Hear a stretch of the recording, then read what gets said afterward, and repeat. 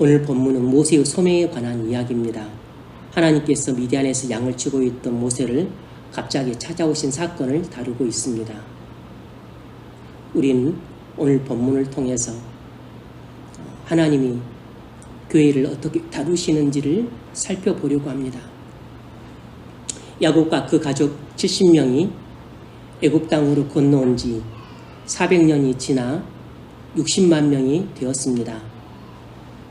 애굽의 총리를 지냈던 요셉을 모르는 새 왕조가 들어섰습니다. 람세스 2세라고 애굽의 강력한 왕조인데 비돔성과 또 국고성 또 람셋을 건설하면서 이스라엘 백성들을 혹사시켰습니다. 이스라엘 백성들이 숫자가 많아지자 두려워서 이스라엘 남자아이를 태어나면 다 죽이도록 명을 내기까지 했습니다. 그런데 히브리 산파들의 지혜로 또 죽일 수 없게 되었음에도 불구하고 그는 귀엽고 남자아이를 모두 물에 빠뜨려 죽이는 아주 잔인함을 보이기도 했습니다. 이런 험악한 상황 속에 모세는 출생해서 어쩔 수 없이 강에 떠내 보내지지만 애굽 공주에게 건져져서 애굽 왕궁에서 왕자로 40년간 자라 애굽 왕궁의 최고 학문과 지식을 터득하게 됩니다.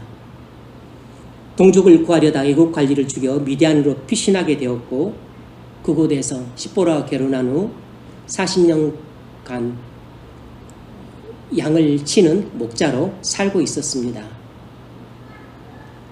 1절 모세가 그의 장인 미디안 제사장 이돌의 양떼를 치더니 그 떼를 광야 서쪽으로 인도하여 하나님의 산 호렙에 이르매 여호와의 사자가 떨기나무 불꽃 가운데서 그에게 나타나시니라.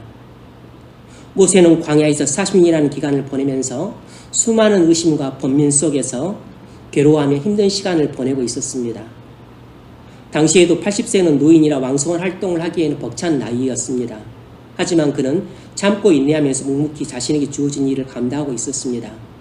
그러던 때 하나님께서 애굽에서 이스라엘 백성들이 고통 가운데 부르짖는 소리를 들으시고 미디안 광야에서 양떼를 치고 있는 모세를 찾아오신 것입니다.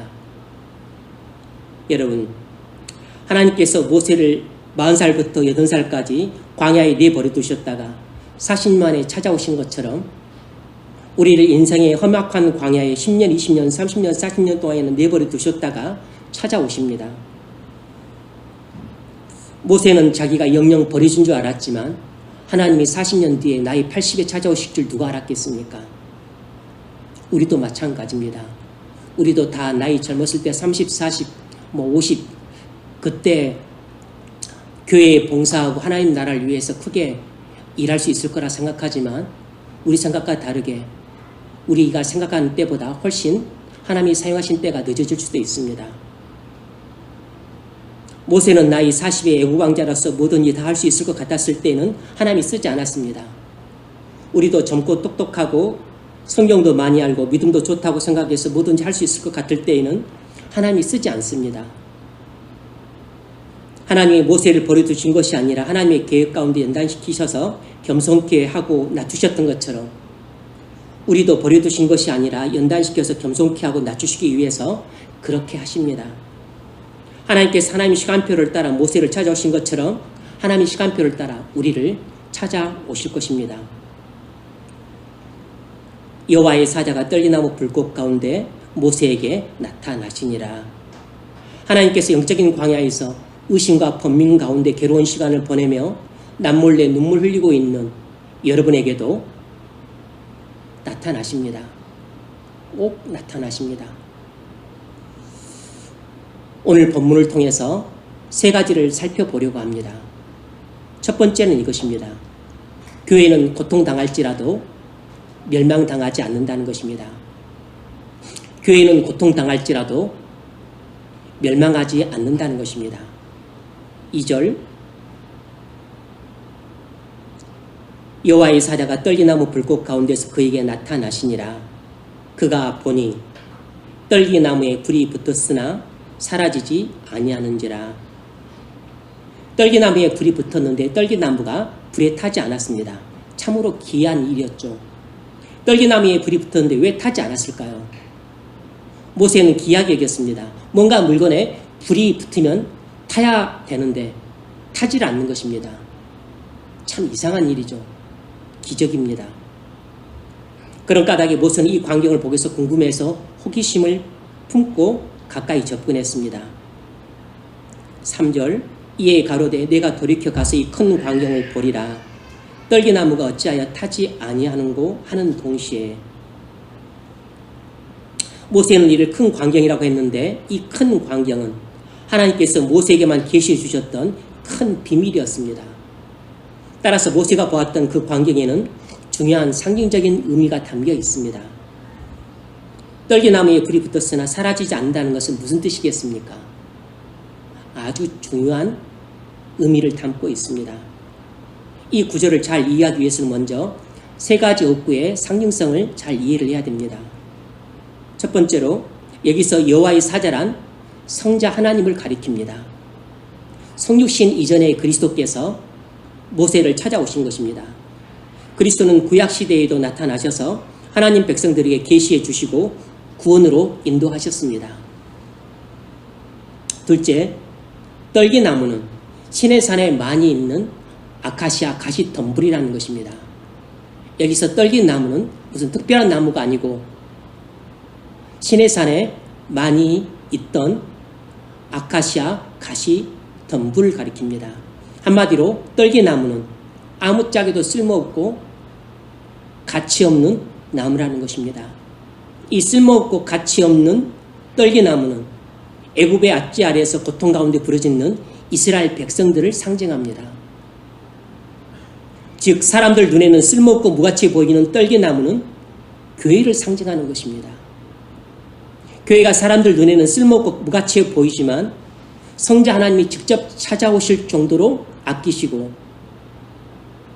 그리스도께서 자기 몸을 십자가에 내주실 정도로 사랑하는 것이 교회라는 사실입니다. 셋째, 떨기나무에 붙은 불은 이스라엘 백성들에 대한 애굽의 극심한 압제를 상징합니다. 떨기나무에 붙은 불은 신학적인 의미로 교회가 당하는 고통을 가리킵니다. 그 당시 이스라엘 백성은 애굽에서 바로의 무자비한 통치 아래 노예 생활을 하면서 고통 가운데 신음하고 있었습니다. 그러니까 떨기나무에 불이 붙었다는 것은 이스라엘 백성들이 바로의 압제와 애굽의 그 포악한 학대 아래서 고통받고 있었다는 것입니다. 참으로 기막힌 상징적인 표현이 아닐 수 없습니다. 그러면 떨기나무에 불이 붙었으나 사라지지 않는다는 말은 무슨 뜻이겠습니까? 이 말이 중요한 것이죠. 떨기나무에 불이 붙었으나 사라지지 않는다. 떨기나무에 불이 붙었으나 불에 타서 없어지지 않는다는 말은 무슨 뜻인가? 그것은 바로와 애굽의 아무리 포악한 압제 아래에서도 이스라엘 백성은 결코 멸망하지 않는다는 것입니다. 하나님께서 모세에게 이를 눈에 보이는 광경으로 계시해 주신 것입니다. 그렇다면 왜 떨기나무가 불에 붙었으나 불에 타서 사라지지 않았습니까? 그 이유가 무엇일까요? 성자 하나님께서 이스라엘 백성들과 함께 계셨기 때문입니다. 여호와의 사자가 불이 붙은 떨기나무에 임재하고 계셨기 때문이에요. 그렇습니다. 이스라엘 백성들이 바로의 압제와 애굽의 착취로 말할 수 없는 고통 가운데 있었지만 그리스도께서 함께 하심으로 이스라엘 백성들은 결코 망하지 않았던 것입니다. 이것이 우리에게 아주 중요한 메시지를 줍니다. 여러분, 교회가 연약하고 무가치하고 보잘것없어 보여서 여러 가지 어려움과 시험 때문에 곧 망할 것처럼 보여도 교회는 결코 망하지 않습니다. 왜냐하면 그리스도께서 교회 가운데 임재해 계심으로 외부적인 환난 때문에 무너지고 사라지지 않습니다. 그리스도께서 교회 가운데 임재해 계시는 교회는 영원합니다. 교회가 사단의 시험과 세상의 핍박 때문에 고통당하게 되어 잠시 위축될 수는 있어도 외부적인 어려움 때문에 교회가 망하는 법은 없습니다. 종교는 아편이라 해서 기독교를 말살시키려고 했던 공산주의 치하에서도 교회는 사라지지 않았습니다. 소련이나 동구권 나라나 중국이나 심지어 북한에서도 교회는 사라지지 않았습니다. 오히려 교회를 말살시키려고 했던 공산주의가 무너졌습니다. 선교사님들을 추방하고 교회를 핍박하는 중국의 공산당도 머지않아 무너질 날이 올 것입니다. 땅이 변하고 산이 흔들리고 흉흉한 파도가 교회를 치고 그 멸망을 위협할지라도 교회는 무너지지 않습니다. 그 이유는 만군의 하나님께서 교회의 가운데 거하시기 때문입니다. 시편 46편 1절 하나님은 우리의 피난처시요 힘이시니 환난 중에 만날 큰 도움이시라. 교회는 전능하시고 신실하신 하나님의 권능 속에서 계속 굳건히 서 있을 것입니다. 교회는 망하지 않을 뿐만 아니라 오히려 하나님께서 교회를 회복시키시고 더욱 크게 부흥시키실 것입니다. 여러분이 연약해서 가정에서 당하는 어떤 어려움 때문에 눈물 흘리거나 직장에서 겪는 괴로움 때문에 힘들어할 수도 있습니다. 건강에 적신호가 오고 결혼 생각하면 답답하고 사람들과의 관계가 뜻대로 안 된다 할지라도 그러한 어려움이 여러분을 잠시 고통스럽게는 할 수 있어도 주님께서 여러분 가운데 계시는 한 여러분을 무너뜨리지 못합니다. 주님이 여러분에게 임재해 계신다면 여러분에게 어떤 질병이든 사고든 문제가 발생한다 할지라도 그 외부적인 어려움이 여러분을 무너뜨리지 못합니다. 주님이 여러분과 함께 계시는 한 여러분을 넘어뜨릴 수 있는 것은 아무것도 없습니다. 그것이 로마서 8장에서 말하고 있는 바죠. 누가 우리를 그리스도의 사랑에서 끊으리요? 환난이나 핍박이나 사망이나 우리가 우리를 사랑하시는 이로 말미암아 이 모든 것을 넉넉히 이기느니라. 인생의 바다에서 큰 파도가 한 번 덮치고 나서 연거푸 덮쳐 숨조차 쉬지 못할 만큼 힘든 일이 생겨서 우리가 넘어지고 엎어질 수는 있어도 우리를 삼켜 바다에 수상시키지는 못하는 것입니다. 왜냐하면 그리스도는 우리의 피난처시기 때문이에요. 환난에서 만날 큰 도움이시기 때문입니다. 우리가 고난도 가끔씩은 만나지만 인생을 사노라면 한두 세 번씩은 우리 힘으로는 도무지 감당이 불가능한 환난을 만날 때가 있습니다. 그때는 주님 외에는 절대 피할 길이 없는 때가 와요. 그러면 바로 주는 나의 피난처시라는 이 다윗의 고백이 여러분의 고백으로 나올 때 비로소 여러분은 그 환난을 통과할 수 있습니다. 주님이 여러분과 함께 계시면 여러분은 주는 나의 피난처시요 환난 날에 만날 나의 도움이시라 이 고백을 하면서 여러분은 고통과 슬픔과 불행 가운데서 신음하며 고통당하지만 그러나 그 환난을 여러분들이 통과해낼 수 있는 것입니다. 우리 3, 4절을 같이 한번 읽어봅시다. 3, 4절 시작.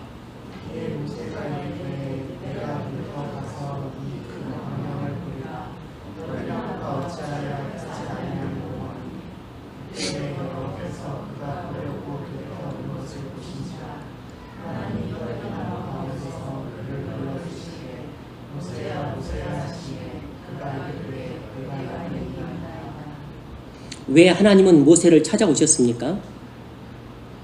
40살 애굽의 왕자로 있을 때는 안 찾아오시더니 왜 40년이 지나 나이 80살이 되어서 광야에서 처량하게 목자로 있을 때 찾아오신 것입니까? 이 사실을 통해 우리가 뭘 알 수 있죠? 두 번째로 알 수 있는 건 이것입니다. 하나님은 교회의 부흥을 위해 택한 사람을 자신의 때에 부르신다는 것입니다. 하나님은 교회의 부흥을 위해 택한 사람을 자신의 때에 부르십니다. 하나님은 교회의 부흥을 위해 사용하고자 하는 택한 사람을 하나님의 때에 부르십니다. 하나님은 자신의 사람을 택하시고 자신의 때에 부르십니다. 하나님은 모세를 택하셔서 유아들이 학살당하는 와중에도 살리시고 기적적으로 생모 요게베스 신앙 교육을 받게 하셨고 애굽 왕궁에서 최고의 학문을 습득케 하셨습니다. 본인은 동족을 사랑하는 마음에서 구원자로 나섰다가 오히려 이를 그르치고 쫓기는 신세가 되어 한동안 낭망에 지냈습니다. 모세는 이해할 수 없었어요. 자신은 애굽의 왕자로 편히 지내는 것을 포기하고 기꺼이 하나님 백성과 고난받기를 택했는데 자기 동족은 자기를 비난하고 바로는 자기를 죽이려 하고 그래서 전혀 예상치 못했던 위대한 광야로 도망쳐서 목숨만 연명하는 비굴한 생활을 해야만 했던 이유를 모세는 전혀 이해할 수 없었습니다. 여러분, 우리가 왜 이렇게 고난을 당해야만 하는지, 왜 나는 주님을 사랑하고 주님을 위해서 이렇게 순종하고 헌신하고 충성할 마음도 있고 충성을 하는데 왜 내게는 이렇게 이해할 수 없는 환난이 닥치는지, 우리가 그 모든 환경을 다 이해할 수 없습니다. 우리가 이해할 수 있는 환경보다 이해할 수 없는 환경이 훨씬 더 많아요. 왜 하나님은 모세가 80이 되어서야 부르셨습니까? 모세가 확실히 출중하고 건강하고 지식과 총명이 왕성한 때인 40대에 불러서 사용하셨더라면 좋지 않았을까요? 왜 하나님은 모세를 바람 부는 광야에 40년 동안 내버려 두셨다가 나이 80 늙은이가 되어서 찾아오신 것입니까? 나이 80이 되어서 뭐에 쓸 데가 있다고 찾아오신 것이죠? 왜 하나님은 모세를 이렇게 40년 동안 기다리게 하셨다가 늙음하게 찾아오셨습니까? 모세는 40에 애굽의 학문에 통달했지만 학문만으로는 하나님의 일을 할 수 없었기 때문입니다. 하나님은 모세를 이스라엘 백성의 구원을 위해 사용하고자 하셨습니다. 다시 말해서 구약 교회의 부흥을 위해 사용하고자 하셨어요. 하지만 모세는 자신에게 맡겨진 사명을 감당하기 위해서 부득불 훈련이 필요했고 연단이 필요했던 겁니다. 세상적인 학식과 똑똑함만으로는 세상 나라를 위해 일할 수는 있어도 하나님 나라를 위해서는 일할 수 없었던 것입니다. 아직 모세는 믿음도 준비가 안 됐고 인격도 준비가 안 됐고 성숙함도 준비가 안 됐고 많은 부분에 있어서 준비가 미흡했던 것이에요.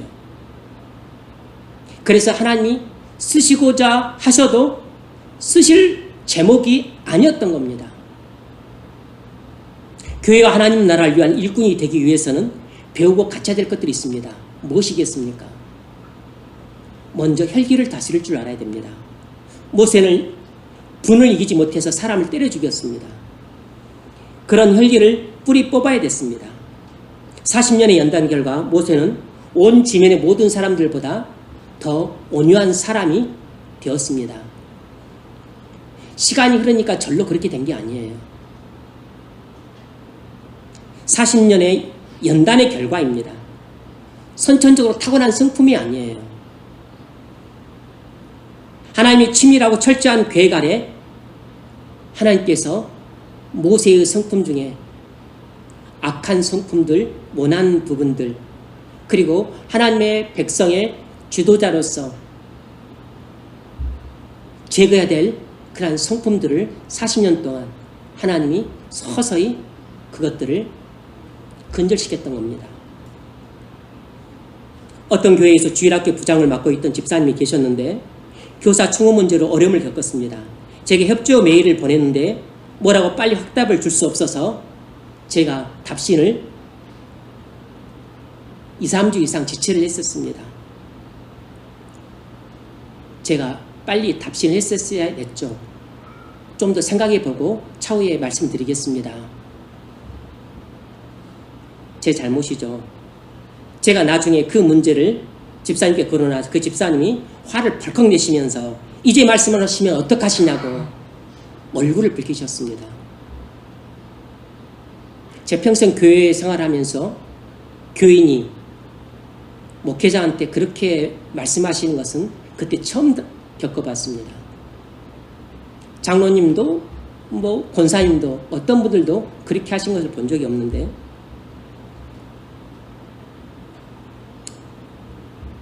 얼른 죄송하다고 사과했지만 교회에서 처음 당해보는 일이라 무척 당황스러웠습니다. 그분은 목회자한테도 그렇게 대하는 것을 보면 자신의 혈기를 영 조절하지 못하는 분이었습니다. 이미 다른 교육자에게 그런 이야기를 들어 알고 있어서 이상히 여기진 않았지만 교회 지도자감은 아니었던 겁니다. 혈기는 파괴적인 성향이 있기 때문에 혈기를 부리는 사람은 주변 사람들과의 관계를 깨뜨려서 교회를 붕시키는 것이 아니라 교회를 어렵게 만들고 교회를 분열케 만들고 교회를 쇠락시키는 도구로 전락되고 마는 것입니다. 모세가 단순히 혈기를 부리는 것만 문제에서 쓰임받지 못했을까요? 아닙니다. 그건 빙산의 일각에 불과했습니다. 혈기는 모세에게 있어서 빙산의 일각에 불과했어요. 마찬가지로 우리가 혈기를 부리는 성품이 남아있다면 그건 우리에게 다른 죄악된 성품들도 아직 죽지 않고 살아있다는 증거입니다. 우리가 혈기를 부리는 것은 우리 인격 속에 수많은 다른 악한 성품들도 많이 있다는 빙산의 일각으로 드러난 것에 불과한 것입니다. 두 번째로 우리가 교회 일꾼이 되기 위해서는 겸손해야 됩니다. 모세는 애굽의 왕자로서 부족함 없는 환경과 엄청 높은 학식과 동족을 향한 뜨거운 애국심은 자연스럽게 그를 교만하게 만들었습니다. 이런 상태에서도 세상에서는 얼마든지 유능하게 일할 수 있지만 하나님 나라에서는 교만한 상태에서는 절대로 일을 할 수 없습니다. 왜냐하면 하나님은 겸손하신 분이시기 때문에 하나님은 교만한 사람을 들어서 교회를 부흥시키는 데 쓰질 않으시고 하나님 나라를 건설하고 확장하시는데 일꾼으로 사용하지 않으세요. 하나님은 교만한 사람과 담을 쌓습니다. 만일 하나님이 교만한 사람을 쓰시고자 하신다면 그의 교만함을 철저하게 깨뜨리셔서 겸손케 하신 후에 쓰십니다. 자고한 사람을 철저하게 깨뜨려서 그를 낮추신 다음에 쓰세요. 그래서 모세의 교만이 반드시 꺾여져야 됐습니다. 지식은 그 속성상 반드시 사람을 교만하게 만듭니다. 우리는 뭔가를 남들보다 손톱만큼이라도 더 많이 알고 있으면 꼭 잘난 체하고 우쭐댑니다. 지식이 진정 효용성을 가지려면 그 지식을 가진 사람이 겸손해야 됩니다. 따라서 하나님께서는 모세의 교만을 꺾고 겸손한 사람으로 만들기 위해 미디안 광야에 40년 동안이나 처박아 두셨습니다. 만일 하나님이 우리를 영적인 광야에 10년, 20년, 30년 동안 처박아 두신다면 그것은 우리의 교만을 꺾고 겸손한 사람으로 만들기 위한 준비 과정일 것입니다. 하나님이 눈이 멀어서 나같이 믿음 좋은 사람을 왜 안 쓰고 계시나 그러신 경우는 없습니다. 우리는 늘 조급하나 하나님은 서두르지 않습니다. 하나님께서 구약 교회의 부흥을 위해 부르신 모세에게 이러한 준비 과정이 필요했다면 오늘날 교회의 부흥을 위해 부르신 우리에게도 이런 준비 과정이 필요한 것은 당연합니다. 여러분이 아직 구원받지 못한 상태에 있다면 여러분은 애굽의 압제 아래에서 고통 가운데 부르짖었던 이스라엘 백성들처럼 부르짖으십시오.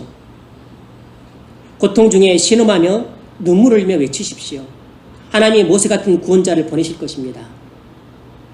진정한 구원자이신 그리스도께서 우리에게 나타나실 것입니다.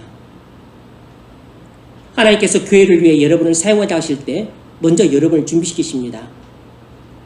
영적인 이해와 지식을 갖추도록 준비시키세요. 혹독한 환경을 통해서 준비시키기도 하시고 경건생활을 통해서 여러분의 영적인 이해와 지식을 갖추도록 준비시키기도 하십니다. 그래서 경건생활을 통해서나 혹독한 환경을 통해서나 영적인 안목과 식견을 배우게 하십니다. 믿음의 성장은 경건생활을 통해서만 이루어지는 게 아니라 혹독한 환경을 통해서도 이루어집니다. 그러므로 여러분, 예배나 말씀 묵상이나 기도를 꾸준히 하십시오.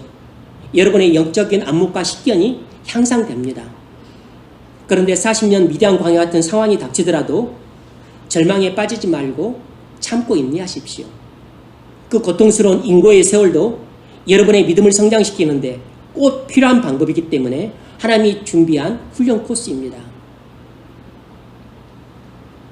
우리의 모난 성품, 우리의 거친 인격들도 고난의 학교를 다니면서 다듬어지고 성숙됩니다. 우리 심령을 강건하게 해서 감정과 충동에 따라 살지 않도록 의지를 강화시키도록 준비시키기도 하십니다. 우리는 심령이 강건한 사람으로 준비가 되어야 됩니다. 세상에서는 약해 빠진 사람을 멘탈이 약한 사람이라고 말합니다. 여러분도 아시겠지만 아무리 공부 잘하고 똑똑해도 멘탈이 약한 사람은 나중에 어려운 환경을 못 이겨냅니다. 머리 좋고 똑똑하고 야무지다 그래서 그런 사람이 꼭 성공하는 게 아니에요. 공부는 잘하고 시험은 잘 봐서 어디 합격하고 좋은 학교는 가고 좋은 직장에 들어갔을지는 몰라도 멘탈이 약한 사람은 결국 중도나고합니다. 세상에선 멘탈을 말하는 것처럼 교회에서는, 신앙세계에서는 심령의 강함을 말하는 것입니다. 심령이 강해야 돼요. 심령이 강해야만 고통과 슬픔을 이겨낼 수 있고 고난을 극복할 수 있고 용광로처럼 뜨거운 환난도 한 번만이 아니고 두 번, 세 번도 통과해낼 수 있는 것입니다. 심령이 약한 사람, 심령이 물러터진 사람, 그 사람은 환난이 아니라 고난만 와도 꺾어집니다. 한 사람이 혈기를 부리면 관계가 깨져서 공동체 전체를 어렵게 만듭니다. 가정을 파괴하고 직장을 파괴하고 교회를 파괴시켜요. 그러므로 이를 다스리는 훈련이 필요합니다. 이런 훈련이 잘된 성숙한 사람들이 교회의 자산입니다. 육체를 따라 살지 않고 성령을 따라 사는 사람들이 가정을 세우고 직장을 세우고 교회를 세웁니다. 그래서 주님은 교회를 위해 우리를 쓰시기 전에 먼저 감정과 충동에 따라 살지 않고 혈기를 부리지 않도록 우리 심령을 강건하게 만드신 일부터 먼저 하십니다. 우리 심령이 강건하게 돼야 우리가 감정에 요동하지 않고 충동에 요동하지 않고 다른 사람들의 그 쓸데없는 뱀의 혀처럼 날름거리는 그런 어리석은 말에 우리가 부활요동하지 않게 됩니다. 왜 사단의 거짓말에 미혹됩니까? 심령이 약하기 때문에 그런 것입니다.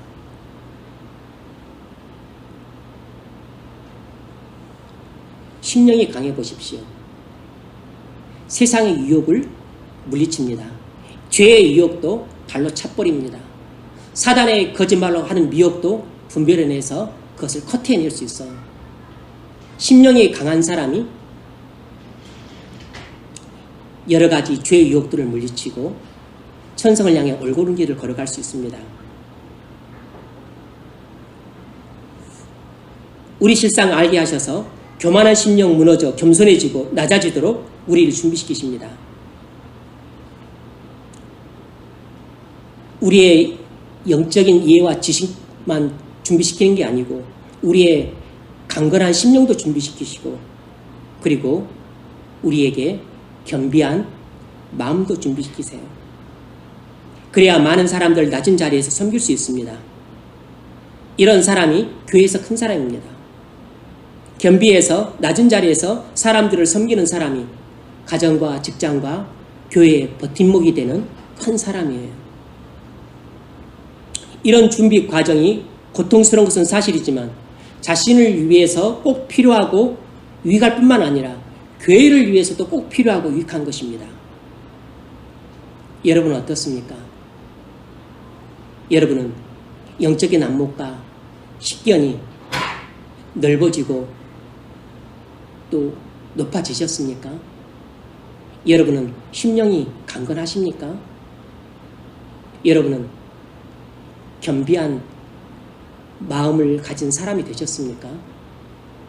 만일 그렇다면 하나님께서는 여러분을 교회를 부흥시키시는 일꾼으로 사용하실 것입니다.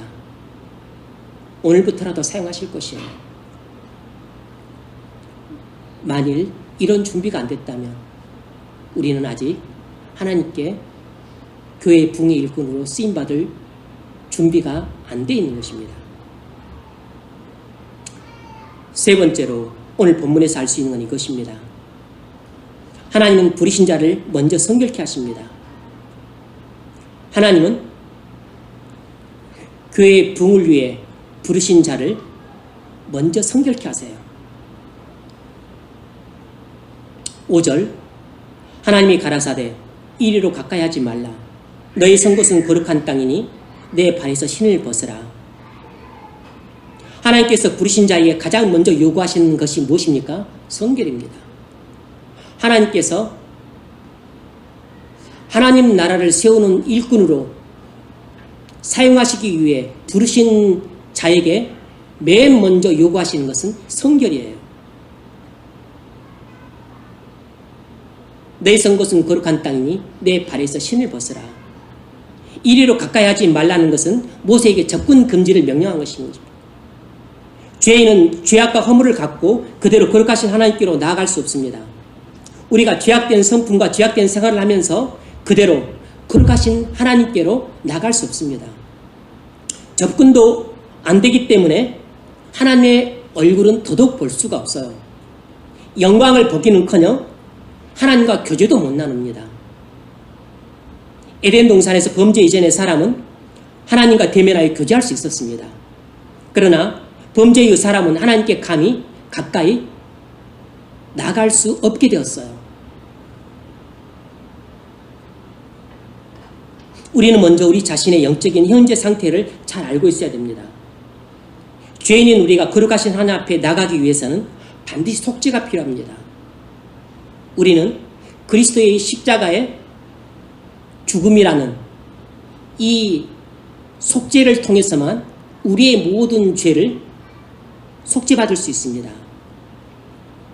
우리는 그리스도의 피를 믿음으로 죄사함 받고 의롭다함 받아서 거룩하신 하나님 앞에 비로소 나갈 수 있어요. 누구든지 그리스도의 피를 믿는 자는 죄사함을 받아 깨끗해졌기 때문에 거룩하신 하나님 앞에 나갈 수 있는 것입니다. 너희 선 곳은 거룩한 땅이니, 왜 모세가 선 곳이 거룩한 땅이죠? 하나님이 임재하신 곳이므로 거룩한 땅인 것입니다. 하나님이 임재하신 장소는 거룩한 장소예요. 하나님이 임재하신 시간은 거룩한 시간입니다. 하나님이 임재하신 사람은 거룩한 사람이에요. 하나님이 임재하신 예배는 거룩한 예배인 것입니다. 하나님이 임재하는 교회는 거룩한 교회예요. 왜 교회가 거룩한 모임이겠습니까? 하나님께서 임재해 계시기 때문입니다. 하나님께서 여러분에게 임재해 계시면 여러분은 거룩한 사람입니다. 하나님이 여러분 가정에 임재해 계시면 여러분 가정은 거룩한 가정입니다. 사람들 눈에는 아무짝도 쓸모없고 무가치해 보이는 가정처럼 보이지만 그러나 거룩한 가정이에요. 하나님의 임재 가운데 여러분이 직장에 근무하면 직장 생활을 거룩하게 할 수 있습니다. 여러분이 말씀 묵상할 때 하나님이 임재하시면 거룩한 말씀 묵상이 됩니다. 거룩한 말씀 묵상과 그냥 말씀 묵상은 하늘과 땅의 차이입니다. 그것은 밥과 배설물의 차이예요. 여러분이 하나님의 임재 가운데 순종하는 삶을 살면 여러분은 거룩한 삶을 살고 있는 것입니다. 너희 선 곳은 거룩한 땅이니, 하나님께서 여러분과 늘 함께 하심으로 거룩한 사람이 되기를 바랍니다. 하나님께서 여러분과 평생 함께 하심으로 여러분이 선 곳은 거룩한 땅이 되기를 바랍니다. 하나님께서 여러분과 일평생 함께 하심으로 여러분이 예배할 때나 말씀 묵상할 때나 기도할 때나 일상생활할 때 여러분이 선 곳은 거룩한 땅이 되기를 바랍니다. 내 발에서 신을 벗으라. 사람은 신을 신고 더러운 땅 이곳저곳을 마구 헤집고 다닙니다. 그래서 신발은 우리의 타락한 성품과 타락한 생활을 가리킵니다. 즉, 내 발에서 신을 벗으라는 말은 즉시 죄를 회개하라는 뜻입니다. 내가 선 곳은 거룩한 땅이니 내 발에서 신을 벗으라. 하나님이 지금 내게 임재하셨으니 즉시 죄를 회개하라는 것입니다. 너희 선 곳은 거룩한 땅이 내 발에서 신을 벗으라는 말은 무슨 뜻이겠습니까? 죄인은 거룩하신 하나님 앞에 나아갈 때 먼저 전인격적인 회개를 해야 한다는 뜻입니다. 우리는 거룩하신 하나님 앞에 나아가기 위해서는 반드시 전인격적인 회개를 먼저 해야 됩니다. 전인격적인 회개가 선행되지 않고는 거룩하신 하나님 앞에 나갈 수 없습니다. 거룩하신 하나님과 임재 가운데 들어갈 수가 없어요. 거룩하신 하나님과 교제할 수도 없습니다. 죄를 안고는 하나님과 함께 있을 수가 없어요. 죄 가운데 사는 죄인이든 오랫동안 교회에서 봉사하는 죄인이든 우리가 거룩하신 하나님 앞에 섰을 때는 구분이 없고 분간되지 않는 똑같은 죄인일 뿐입니다. 우리가 죄악된 성품과 죄악된 생활을 애통함으로 회개해야 합니다. 뿐만 아니라 우리가 잘했다고 생각하는 것, 우리가 옳은 일 했다고 자랑했던 것도 하나님 앞에서는 사실상 다 무가치한 것들입니다. 왜냐하면 우리의 의는 다 더러운 옷 같고 냄새나는 누룩이 같기 때문입니다. 이사야서 64장 6절 대저 우리는 다 부정한 자 같아서 우리의 의는 다 더러운 옷 같으며 우리는 다 쇠폐함이 잎사귀 같으므로 우리의 죄악이 바람같이 우리를 몰아가나이다. 우리의 의는 다 더러운 옷 같고 냄새나는 누룩이기 때문에 우리가 순종했다고 자랑하는 것, 우리가 옳다고 생각하는 것, 그런 것조차 거룩하신 하나님 앞에서는 아무짝에도 쓸모없는 것들입니다. 여러분, 우리가 하나님의 임재 가운데 친밀한 교제를 나누려면 반드시 육체의 쾌락을 즐기던 삶을 벗어버려야 됩니다. 우리가 세상의 유혹을 따라 육체의 쾌락을 즐기던 삶을 벗어버리지 않고는 계속해서 하나님의 임재 가운데 친밀한 교제를 나눌 수 없습니다. 내가 죄악된 성품을 갖고 죄악된 생활을 하면서 늘 죄질 궁리를 하면서 그러면서 내가 하나님의 임재 가운데 살고 하나님의 임재 가운데 예배드리고 하나님의 임재 가운데 말씀 묵상하고 하나님의 임재 가운데 기도하고 하나님의 임재 가운데 내가 직장생활하고 가정생활하고 그리고 사회생활하고 그렇게 하는 건 불가능합니다.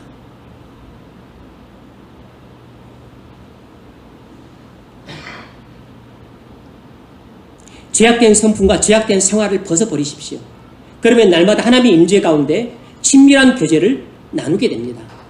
거룩하신 하나님을 찬양과 감사로 예배할 수 있게 돼요. 여러분이 한 번도 제대로 하나님을 기쁨과 찬양과 감사로 예배 본 적이 없다면 여러분이 전인격적인 회개를 한 번도 해본 적이 없기 때문입니다. 하나님의 자비로우신 권면에 귀를 기울이고 나아가 겸손히 무릎을 꿇으십시오. 우리가 거룩하신 하나님 앞에 설 때 첫 번째로 취할 자세는 회개 말고 다른 것이 없습니다. 너희 선 곳은 거룩한 땅이니 교회는 거룩한 모임입니다. 따라서 교회 일을 하는 사람은 맨 먼저 회개함으로 거룩해져야 돼요. 그래야만 교회 일을 할 수 있습니다. 우리는 거룩하지 않고도 학교에서 공부 잘할 수 있어요. 우리는 회개하지 않고 거룩하지 않고서도 직장에서 일 잘해서 유능하다고 평판받고 그리고 승진 잘할 수 있습니다. 하지만 회개하지 않고 성결해지지 않으면 절대로 교회에서 하나님께 쓰임받지 못하고 그리고 하나님 나라를 건설하는데 쓰임받지 못해요. 하나님에 대한 사랑은 식은 채 죄를 훨씬 더 사랑하는 사람은 자기 죄악된 성품을 벗어서 멀리 던져야 합니다. 교회 일을 할 사람은 자기 발에서 더러운 신발을 벗듯이 자기가 일상적으로 범해오던 죄악된 생활을 분명히 벗어서 멀리 던져버려야 됩니다. 뭐 회개 안 하고 그리고 뭐 믿음도 제대로 없는 것 같은데 다 권사 직분 받고 집사 직분 받고 장로 직분 받아서 다 교회를 하더구만 뭘 그래요 목사님. 여러분 교회 직분 받았다 그래서 중직 받았다 그래서 그게 진짜 교회를 하는 게 아닙니다. 목사가 그런 분에게 교회를 맡길 수는 있고 또 교회가 그 사람한테 교회를 맡길 수는 있어도 정말로 그는 하나님의 교회를 위해서는 하나님께서 그를 쓰시지 않아요. 하나님 나라를 건설하고 확장하는 데에는 하나님께서 그를 자신의 동역자로 보지 않는 것입니다. 목사가 쓰는 사람과 하나님이 쓰시는 사람은 다른 것이에요.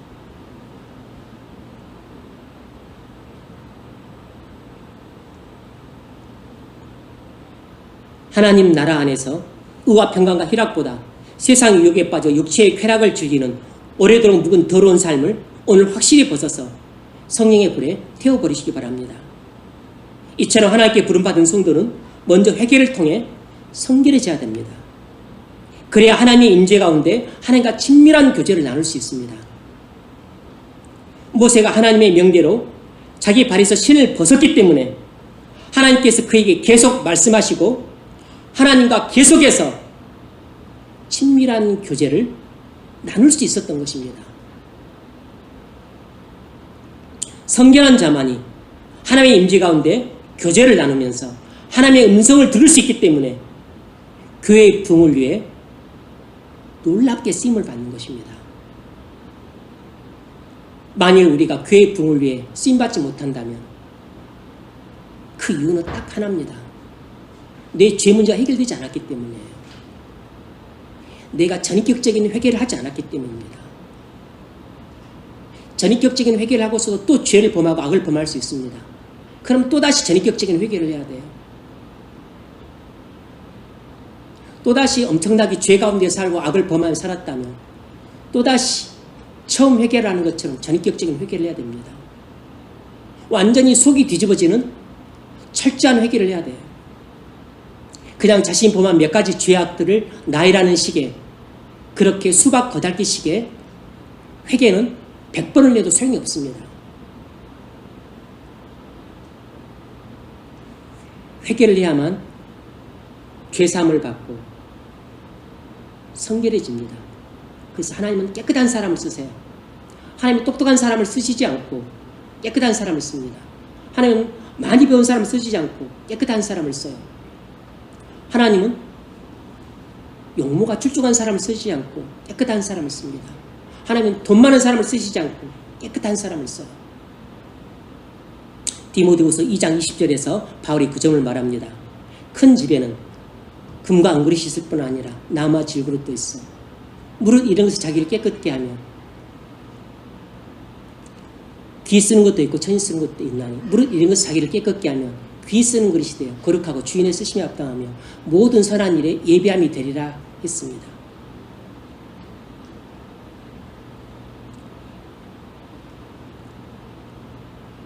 주님은 우리가 많이 배우면 쓰겠다, 돈이 많으면 쓰겠다, 건강하면 쓰겠다, 젊으면 쓰겠다 이렇게 말하지 않았습니다. 돈이 없어도 늙어도 병이 들어도 못 배워도 우리가 깨끗하면 쓰시겠다는 것입니다.